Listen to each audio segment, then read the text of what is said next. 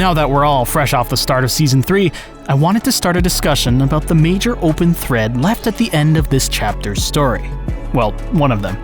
Enchainer is a topic worthy of its own discussion, despite how vague it really is. What we're really here to talk about is the culprit behind the corrupting Bangboo, the one responsible for their deaths and the advent of certain singularity leakages within Roscaelifer. The story has left some crumbs for us to theorize with, but I'd also like to do a bit of tinfoil hat theorizing. Let's start with the elephant in the room, Carinus. I do believe he is the most likely to be the individual behind things, and is most certainly the one the game wants us to suspect. At the very end of the story, we witness a singularity leakage appear within Draceni's office right after Carinus leaves. In universe, while he does not appear to have a motive, he certainly has the clearance to pull a lot of strings. Carinus is the deputy director of the Administrative Affairs Department, assistant to Eldrada Sunbringer. Out of universe, there are also a handful of reasons. Yes, we're going there.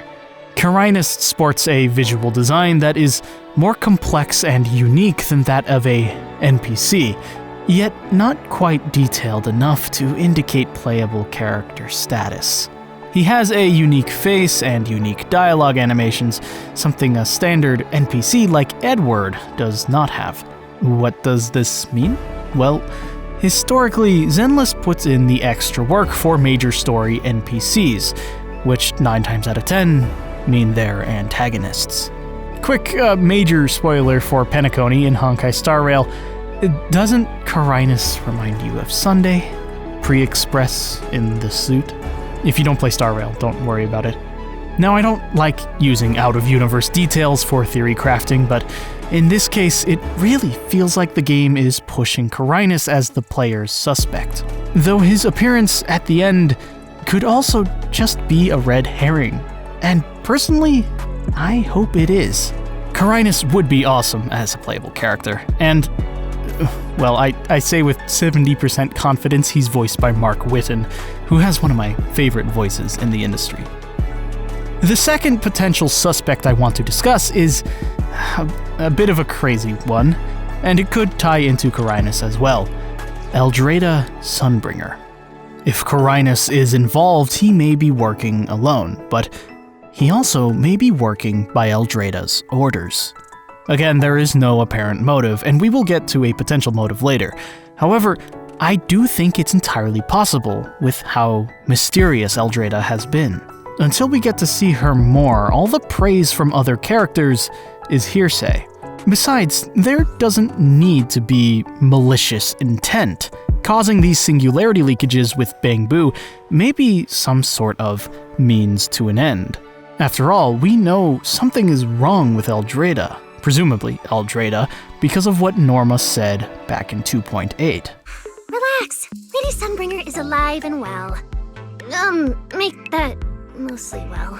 There is absolutely more going on with Eldrada that we have not been told. The possibility is at least on the table that she has been engaging in questionable practices. Again, maybe as a means to an end. What could serve as a potential motive for Carinus and/or Eldrada, or even as the culprit in and of themselves, is TOPS. More specifically, High Ambitions Corp. And their head, the lead scepter of the Three Pacts Roundtable. Tampering with construct bodies?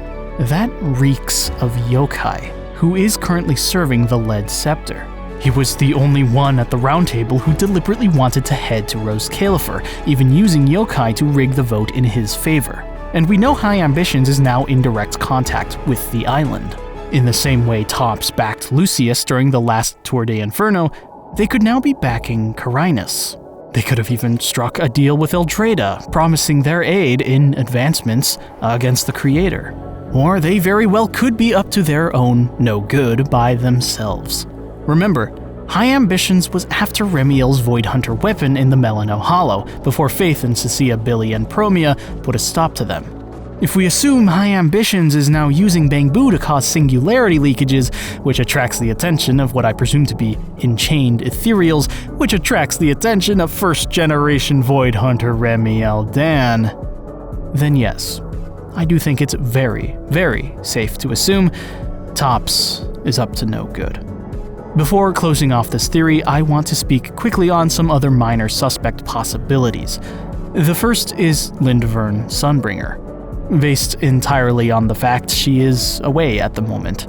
I don't believe there is really any chance she's involved in the Bangboo corruptions, but when assembling a board of suspects, one can never be too thorough.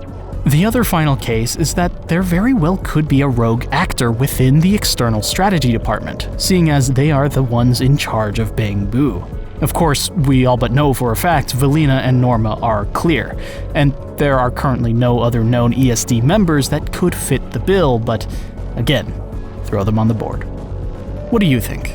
Did I miss any suspects? Am I thinking too hard about this? Is it just Carinus backed by high ambitions? Start a discussion in the comments, or better yet, join my Discord server, where you can have even more in-depth discussions about Zenless lore and more. Link is, of course, in the description. I'll be trying to get more videos out because of the hype around Season 3, but research, scripting, and sourcing my information takes ages. So I ask that you bear with me.